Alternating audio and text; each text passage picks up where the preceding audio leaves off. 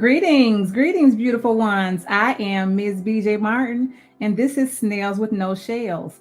Leave that shell at the door. Be a slug for a little while. It's okay. All right, now let's get into it. I'd like to introduce my next guest, the beautiful, the amazing, the talented Tyfany Janee. Hey. Hey, I gotta get one of those sound effect machines so I can have a chat. The I know. Like girls off like, yeah, or all that little stuff, right?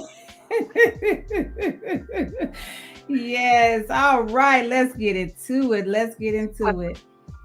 Tyfany Janee. So you were born in Washington D.C. Yes, I was. I was born in D.C., raised in Maryland, which anybody that is familiar with this area, part of the southern part of Maryland is like literally right next to D.C. So I was raised across the D.C. line in Maryland. Okay. And so what was it like growing up in D.C.? What was it like? I mean, you're at the center of the access point of everything, go-go, lively go-go scene, which is the music that is kind of birthed out here in the DC area. Mm-hmm. So I grew up with that background there. I love music. I love to sing. So I grew up listening to a lot of music, grew up reading a lot of books, writing.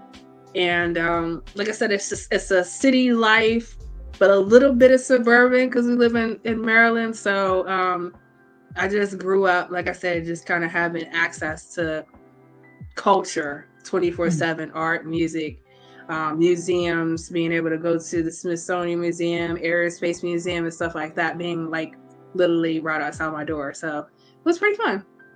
Okay. And so what did you want to be when you grew up? I always wanted to be an entertainer when I grew up. I was just kind of and so at first I thought I was going to be a singer. At first I was singing probably as early as the age of 4. I remember my dad recorded me singing Whitney Houston, The Greatest Love of All. That was probably the first time I ever recorded a song. So, and my dad was a producer into music. He had worked with a couple of artists and he used to write music as well. So I always thought I was going to do that. But writing poetry started first for me. So like journaling and writing poetry. I was about 9 years old, and then from there it just kind of took off. That's where I just decided that's what I want to do in my life. I want to write. Okay, so at 9, what were you journaling at 9? I'm interested in why am I journaling at 9? Everything. I don't know, just random stuff. I grew up in grew up with a single parent household. So my mom, pretty much raised me.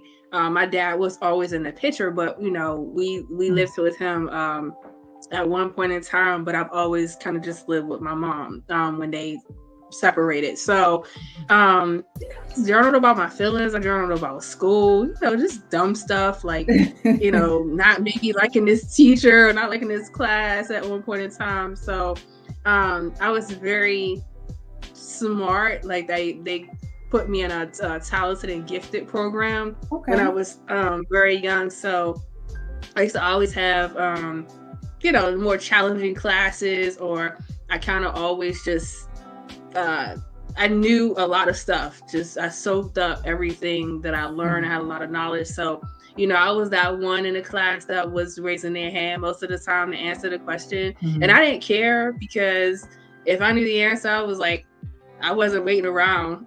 Right. Like some kids, they shy away. Like, I don't want to be the only one to answer questions. But for me, I wasn't like that. I was quickly like raising my hand, like, ooh, I know the answer. So I think, like I said, for me, it was just kind of like the journal or my book just became like my friend at that time, especially with going through a lot of different things, feeling some emotions from my parents not being together, feeling some emotions from being the eldest child. I am the oldest. I have a sister, younger sibling. And so sometimes that can be tough. kind of being the oldest and Yeah. kind of being a little bit more responsible and accountable for different things. So, Yeah, that's what especially I with journal single about. parent home, you gotta do some extra things. Yeah. Yeah, right. You gotta Mhm. hold it down, and you're always trying to make sure that, you know, because your mom is working a lot, Mhm. or doing everything that she needs to do to take care of you. You try to make Right. it easier on her, lighter load. So, sometimes you just not gotta get your feelings out. And so I wrote about those things. I might have wrote about a little boy I liked or something like that. I don't know. Only I could find my journal from 9 years old. But I I know, took writing right? a little more serious.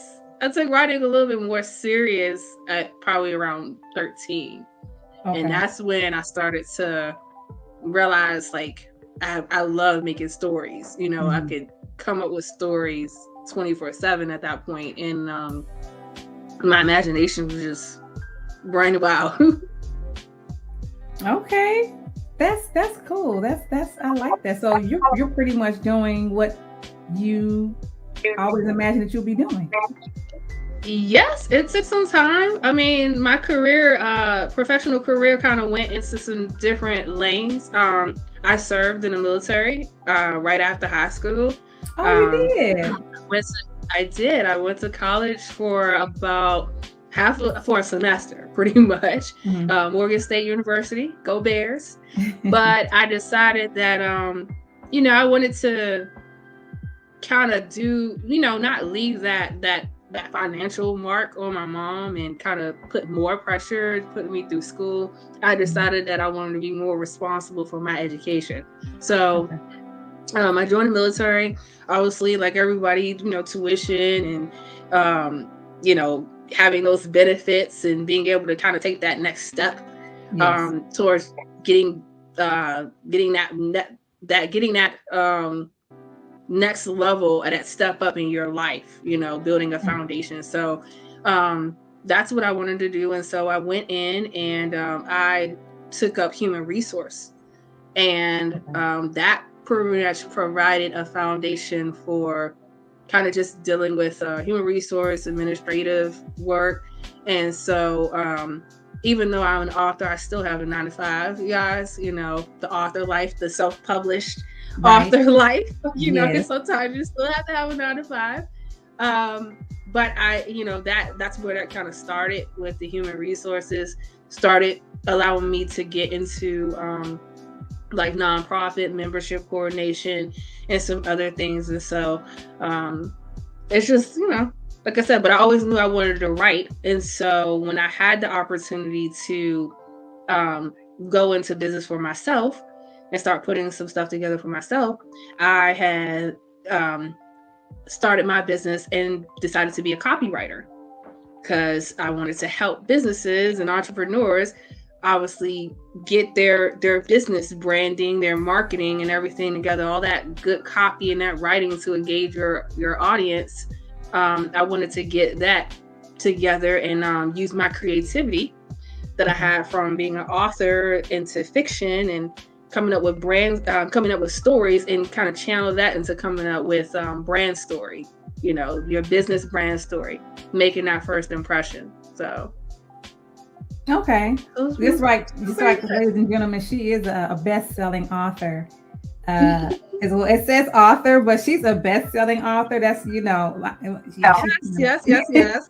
It didn't all fit. They wouldn't let me. StreamYard wouldn't let me put it all there. They told me I had 50 characters. I was like, this is gonna be long. Yes. Okay, so what part of the military, what branch were you in? I was in the army. The army. Probably How long were not you in what there? most people expect. Yeah. So I went in 2006 and I came out in 2014. I did active duty and reserve. So active duty was a little shorter period of time than then I went to the reserve.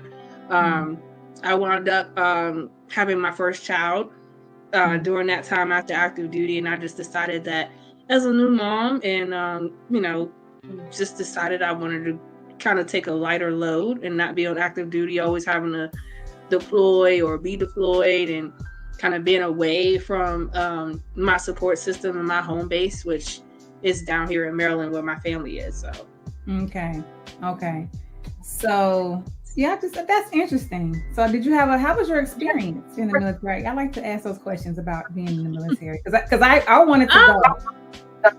It definitely takes a lot of thick skin. It takes a lot of thick skin to get through some of the things. I wish my experience could have been a little bit better. I say this to people that it really does truly depend on where you're going. Like your first duty station can make or break that situation. My first duty station was in upstate New York. So imagine coming from like here, DC area, going up to like Buffalo, New York, Watertown, New York, where it's really nothing, and you're about 30 minutes from Canada. So it's really far. Okay. It's a little different. And then, you know, you're on a military base where you don't know anybody. But like I said, I think also with where you go depends on what the culture is. And so, you know, their culture was like mountain, we like to run, we you know, in the cold, no matter what, versus like if you got your first duty station and you were down in like Fort Sam Houston, Texas, or like Miami or something like that, it might be a different atmosphere. And I can see just the differences in that experience. So I will say that my experience was just a different culture. I met some people that challenged me. I met some people that were not positive, kind of a little negative. And so that, you know, caused different situations for me.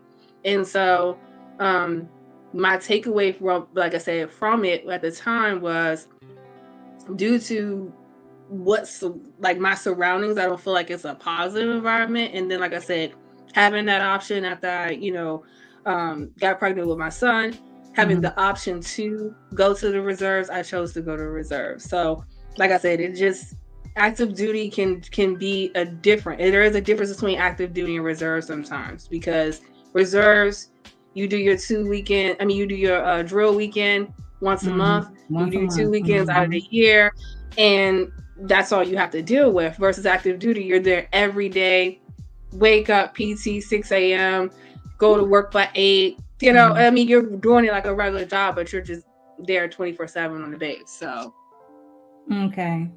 So, do you think? Because I have heard people going to the military makes them very, really organized and disciplined. Do you think that you've used that discipline in your life today, everyday life today? Oh, definitely. I think I always kind of had a lot of discipline because I come from a military family background, like heavy military. So most of like my dad served, my grandfather, he served, God rest his soul. He just passed away from us in this past July, but he was a 28-year command sergeant major, 28-year veteran, retired from the military and sergeant major. So he is pretty much the person that I saw all of my life pretty much dedicate and serve his country, and was proud to be a veteran. Anytime you asked him, he wore the hats, he wore the shirts. I mean, he was a proud veteran all the time. So but yeah, so I come from like I said, uncles, all of my uncles, or even on my maternal and paternal side, many uncles in different services. So we have Marines, we have Air Force, and we have Navy. So like I said, it has a heavy background. So I think that also, like I said, seeing that, and from the males, I was the only female to ever even attempt to go. So that really surprised my grandfather. Like, you want to go in the military? And of course, looking at me, he's like, you're the quiet one. You know, you're the one. Like, he thought I was going to literally probably come back home in tears and be like, I can't do this. But I stuck it out because, you know, he gave me some sound advice before I went. And I knew that because I made that decision, I'm like, I can't turn around and go back. I can't let my grandfather down. Like, he he did it, I can do it. So that kind of gave me that spirit. But when I came back out, I had some organization, definitely learned a lot of leadership skills, being working and having to report at a certain time and be on time. So that definitely helped that situation when it comes to life. I tell my boys, I have a 13-year-old, so I'm always preaching to him, like, you got to be on time. People respect you and give you a certain level of respect when you are on time, you're respectable, and if you live by your word, right? Yes. Because and your actions, because like I said, it takes both. You can't just say what you're going to do, you have to actually do it.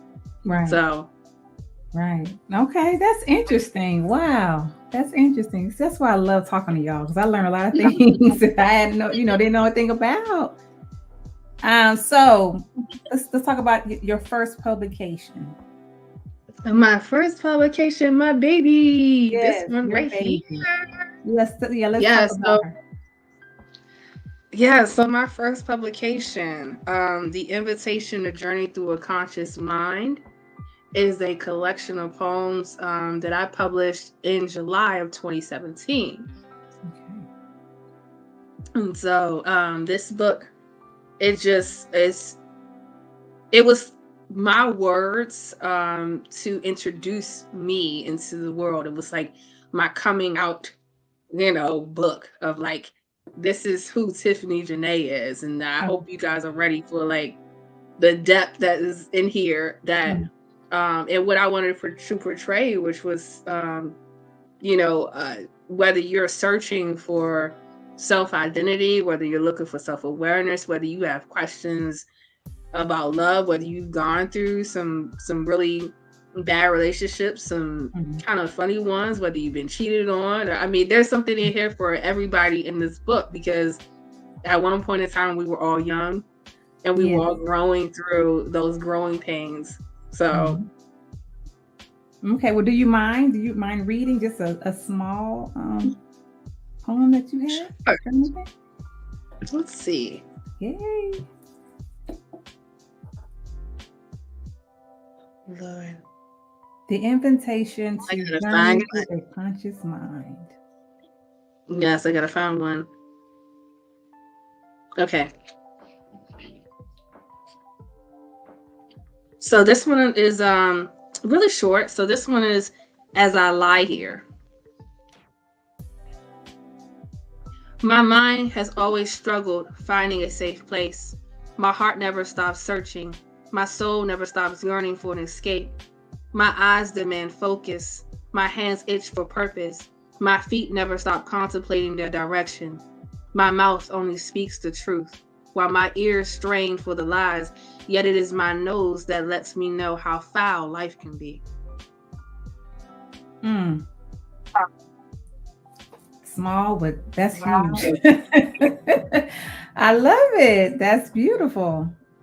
Thank you. Beautiful. Yes, you're welcome. So what inspired that? What inspired that book? Like, okay, y'all need to get to know Tyfany. Why should we get to know Tyfany? What inspired that? So why should you get to know me is because so my publishing imprint is Honestly Enticing Reads. And I decided on that name, and I really stand behind that. I'm always saying her, the acronym HER, because I am her.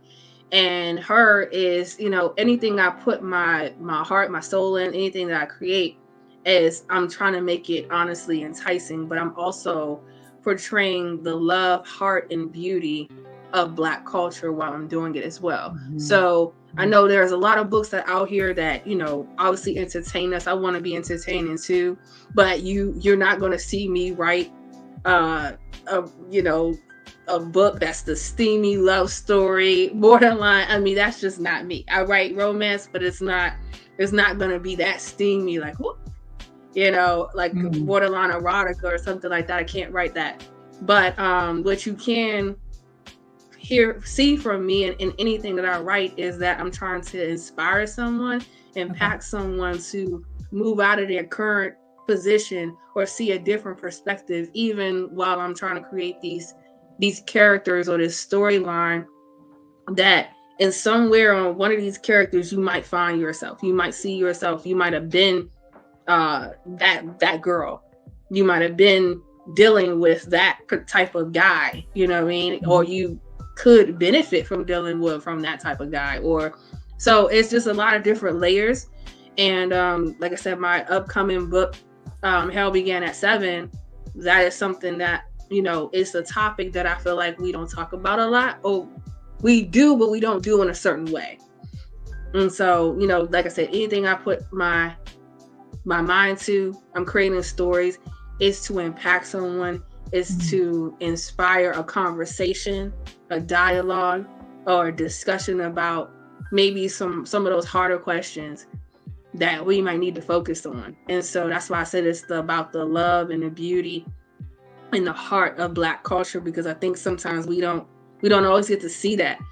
We're always portrayed in a certain light, and then it doesn't always go over in the way that it could in order to further those positive discussions. Okay. Wonderful. So explain to me about the copyright part of it. So I am a copywriter. My business is Own Your Mark Copywriting, OYM Copywriting. It should be down there on the banner, the website there. So I have 2 different websites. One, you can actually find everything about me as an author, the books, how to purchase them, where I'm going to be doing any book signings or events. And then we have my copywriting website, where if you would like to work with me, and you have a business, you're an entrepreneur, you're an author, or a wellness professional niche specifically, I tailor my writing to them, because these are 2 avenues or industries that, one, I am in, so I know what it takes, and I know what readers are looking for when we read those emails about someone, you know, trying to sell a book or to sell their story, right? So there's a certain formula as it comes to copywriting, and copywriting is not the same as writing a book. It is not creative writing. There's a different science to it. There's a psychology behind it. There's a reason why you use certain things. It's pretty much built upon keywords and phrases and stuff like that is going to be built on your website, built into your landing page or your emails. And those emails are, you know, I could say you're trying to get people to look at that headline and open that email and take action. When it comes to your website, you're trying to get that website ranked on Google so that it creates organic traffic coming from a search engine. And so, like I said, there are different things that you need to do or must do in order for that to happen. That's interesting. That is interesting. That's good. That's some good information, because we do think we write a book, we throw it up on Amazon or whatever, and it's just going to do what it do. It's going to sell, right? You know, it's going to just, we're going to be, you know, and it doesn't turn out that way. And trust me, I've been there. Back in 2017, if I knew what I knew when I did this book, right? As far as book marketing, if I really like knew all the things back then when I launched this, it probably would have took off a little bit better, right? So when you learn better, you do better. Yes. And so once I started learning different things and start seeing how different the writing had to be from what I creatively do in this book versus when I'm trying to get someone to buy it, then, you know, like I said, it's a totally different thing. And so I always knew I wanted to be a writer. I wanted to do journalism first and, you know, be an author of my own work. But copywriting kind of wasn't something that I didn't know that I would actually be good at until I started creating my own websites. Like every website that I have, I've built on my own. All the writing that you see on my personal websites is from me. I didn't hire someone else. I sat there and I said, you know what? I'm going to create myself a website. And I did it. And then Wow. emails. I just decided, you know what? Let me learn what it is to create this email. Or there's a formula even for blog writing of how your blog is supposed to be laid out. My And goodness. so different things. And so, like I said, a lot of this stuff I'm self-taught. And I just, like I said, did that through YouTube videos, any type of coaching, any type of courses I could get my hands on. Now I have a bachelor's degree in business administration and a minor in marketing. So when I went back to school for marketing, then that's where I was actually professionally taught. But like I said, I'm professionally taught how to market, how to sell, and do a little bit of the writing. So once I tapped into the two, what I naturally love to do and what I was taught to do, then it kind of like they married each other. And so that's the insight that you get from working for me, because you get not just a copywriter that's kind of trying to create stuffy words or boring words that nobody really cares about, but I'm actually reading your stuff as a user, as a consumer, and I'm being very honest in saying, like, I wouldn't buy that. Well, I wouldn't take action from that. So something's still not here. Something's missing. Wow. That's great. I mean, you have a wealth of information. My goodness. Well, I know my next book. I need to know who I know who I'm calling, y'all. I hope so. I'll take that. Look, let go. Like I said, you guys' books are my babies. So as well, when you become a client, like I said, your book is my baby, and I'm trying to make sure that it has the best launch. And like I said, part of that significantly is the writing in your launch, the writing of your courses launch. You know, anything that you're trying to launch, there's emails, there's a landing page, there's a sales page, a media kit, press release, something that you have to write to make that announcement or to get someone to take action. And that's what a copywriter does. We're about the words. Wow. Okay. Now, see, I heard about some type of giveaway. Are you still doing this giveaway?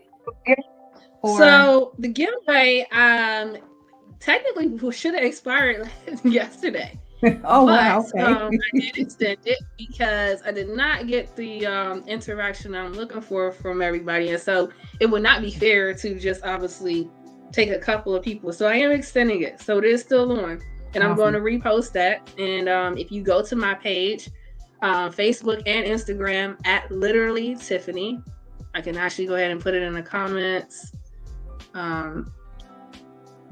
or Miss BJ can put it in here.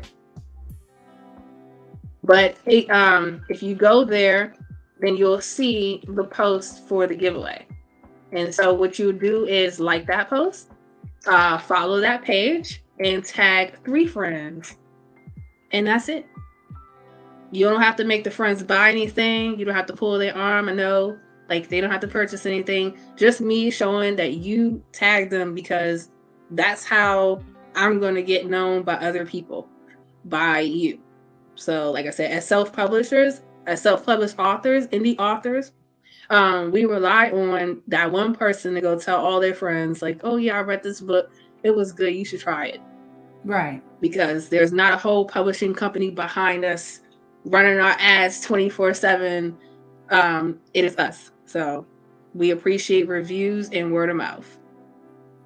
Okay, awesome. The information is on the on your banner too, going across.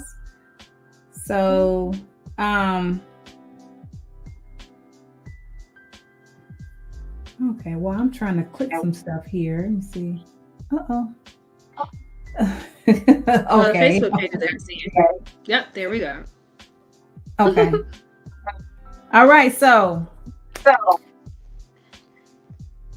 Tyfany, you are amazing. You are amazing. And I really enjoyed this time that we spent together. I got to learn some stuff that I didn't know. So I know the viewers learned some stuff too. So we appreciate that. I appreciate you for being a guest on my show. Yes, I appreciate you having me. I like I said, I love people that are doing great things. Like I said, you having this podcast, you're going to be doing some phenomenal things. Like I said, if people don't know, Miss BJ is also my co-writer. We are both contributing writers in the Own It magazine, and so, like I said, we're both doing our things. And like I said, I love to come on and help another sister out, especially with everything that you're trying to do. Yes, it's definitely a camaraderie, and it's definitely like a big family. Absolutely. Yes. Yep. And I'm enjoying and it. if you guys like poetry, don't forget. Well, this announcement, I'm going to give it exclusive on her page, because by the time this probably airs, we will probably be going live with our show. But open mic, I'm doing a virtual open mic starting February the 3rd, Thursday, February the 3rd. So if you are following me, or if you're interested, please go to my Facebook, Instagram page so you can see that announcement of the actual time. But I will be going live, sharing more from this book, as well as some other poetry that is to be published. Awesome. That's going to be lit. So I said lit. BJ's going to come on. She's going to sing. Yeah, I will. Look, I started to ask you. You said you sing. Are you going to sing today? I ain't going to make you sing today. But no, I ain't going to sing today. Y'all got to come to the open mic for that. I do have a song I prepared for that. Okay. Live. Well, everybody in the world is going to know author Tyfany Janee can sing when you come to the virtual open mic. That's that right. Well, y'all better come on. Y'all better come on. She doing so much, and she singing too. Hey, total package. Before we go, was there anything like one piece of advice you'd like to give someone, to the audience? My piece of advice is, don't think about it, just do it. And when it comes, and that comes to writing, I'm talking to the aspiring writers. Stop trying to come up with 1,000 word count days. And I talk about this in an article that I wrote for the Own It magazine. I gave 5 tips that I wanted to talk to authors about an author mindset. And one of those tips was, stop trying to get to 1,000 word count days. If you can only write 20 words that day, 20 words is something better than nothing. And so get those 20 words out. 20 becomes 40 one day, becomes 60 the next day. And when you just keep going and going and going, you'll make up for those days where you had less, because one day you might be so inspired that you end up having more. So like I said, just write, just do it.